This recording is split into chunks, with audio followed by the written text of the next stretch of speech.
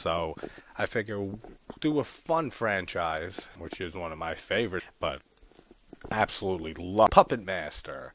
Coming from someone who's a huge Puppet Master fan, like I like past like the fourth or fifth film. Puppet Master for the rest of the series. But overall, it's so much fun. Like, just seeing the puppets moving around and seeing them do their crazy kills. Perfect for a movie about puppets that are alive. Absolute best. I think it's very iconic, too. It's a real fun watch, but Puppet Master has always been my favorite full motion picture. Puppet Master are beautiful. Take care, guys.